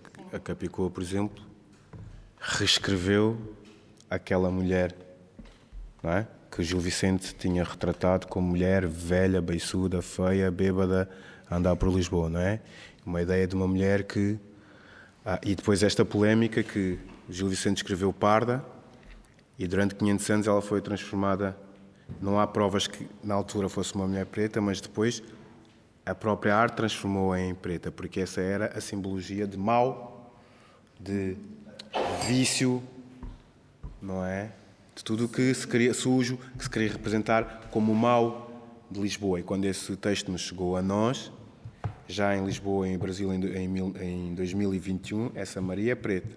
Porque mesmo que Gil Vicente não queira ter dito isso, a história de Portugal, a história desse texto em si, transformou-a em preta. E depois nós tivemos, com muita dificuldade, eu não quis fazer esse trabalho, mas depois acabei a fazer, a possibilidade de reescrever, não reescrever o texto, mas a Capicua escreveu uma perspectiva sua e eu escrevi outra, né, que eu chamei mesmo Maria Preta, mas lá está, aquele preto. E ela não morre, ela morre no texto do Gil Vicente e no meu não morre, pelo contrário, não é? Mas foi uma oportunidade, essas coisas, pegando depois outras plasticidades e miúdos que vêm, a poesia está lá mesma, mas está naquela sala e foi tocando, ok, este texto em 1521 foi escrito assim, e agora? O que é certo é que reescrevemos com todas as limitações esse texto na maneira teatral como o Gil Vicente escreve ali tudo o que não é para mexer. E veio inclusive cá o professor José Camões, que é o maior perito do Gil Vicente, mas nós tivemos essa oportunidade de mexer nesse texto e dizer como víamos uma Maria agora, como eu vejo, não é? E dizer quão ofensivo para nós é esse texto, retratar uma mulher assim, nos trapos, nos beijos, feia, bêbada, a pedir de taberna em taberna, não é? Aquilo colocou, obviamente, e ainda por cima simbolizar essa mulher como o mau. E quando matarmos essa mulher, a peste, e esse texto agora fizemos no ano pós-pandemia, a peste vai-se resolver, a fome vai acabar e Lisboa vai ficar toda bela e bonita novamente. Isso, no fundo, simbolicamente é horrível. Nós pegamos e escrevemos. Então é isso, acho que é por aí, né? Não haverá formas. Estamos mesmo a ficar sem tempo, mas eu não queria terminar sem te pedir para leres e nos despedirmos com uma leitura tua, porque acho que é o que é mais justo e mais... Está bem. Olha, muito obrigado. E eu tenho que despedir antes de ler, não é? Não tens de despedir antes de ler. É o que tu quiseres. Deixa eu ver.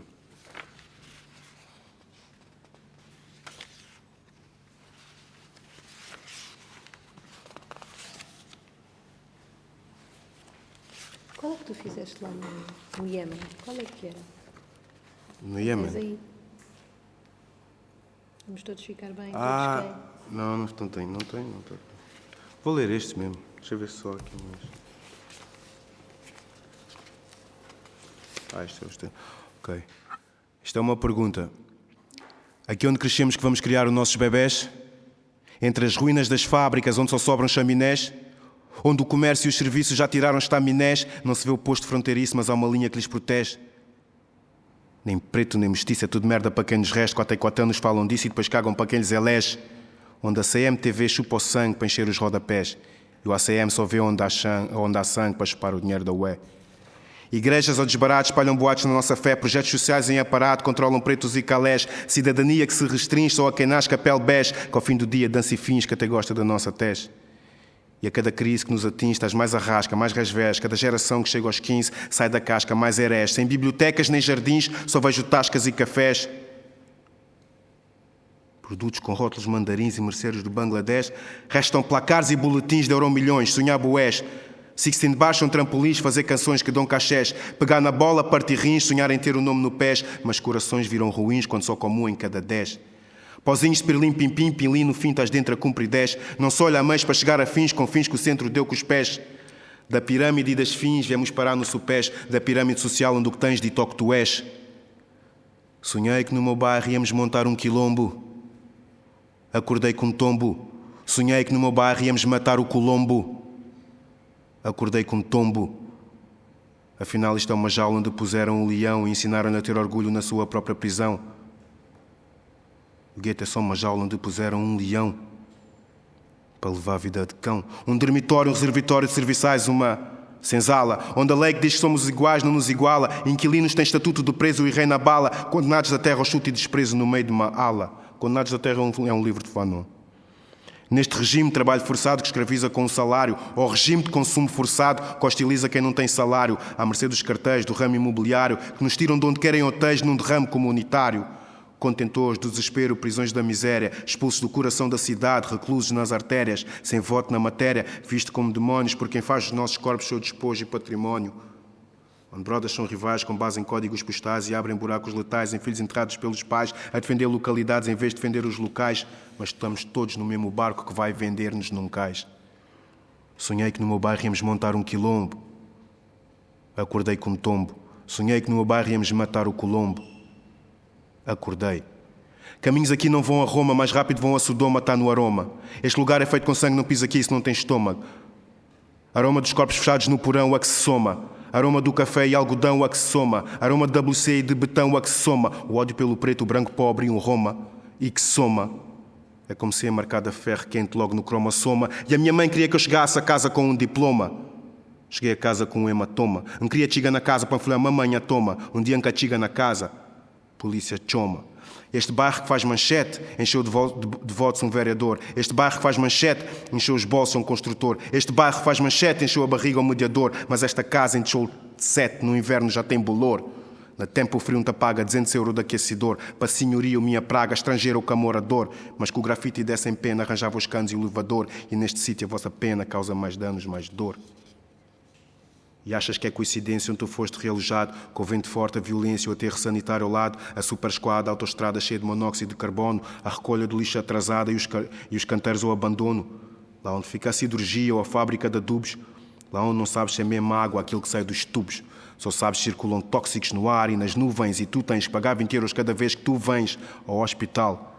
Mais 10 pelos transportes ou morres em casa neste inóspito vale, com alta incidência de cancro, diabetes, asma e bronquite. Não é coincidência, vê onde fica a nossa street. Não é coincidência que antes moravas perto de comboios e autocarros e agora moras onde só saem aqueles que têm carros e autocarros, passam cheios de hora a hora e com demoras e tu tens saído 2 horas antes para chegares no Bulls a horas.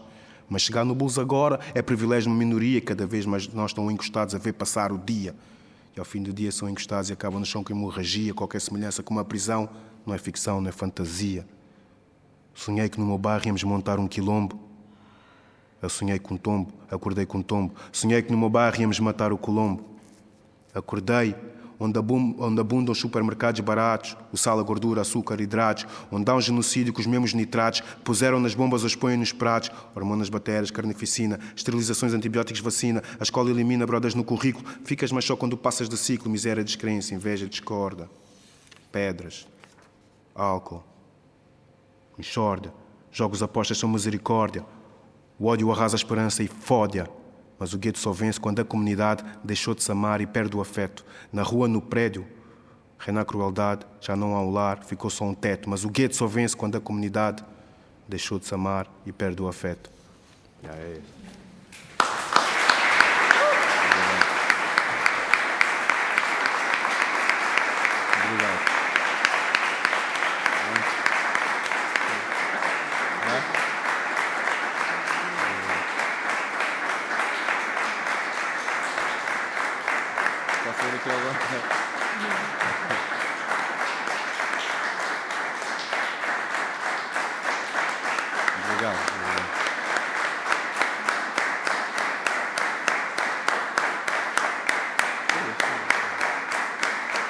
Bom, muito obrigado. Obrigada a todas e a todos por estarem aqui e até dezembro. Obrigada, Solage, e obrigada, Cláudia e João. Muito obrigada pelas vossas leituras e até já. Obrigado pelo vosso tempo.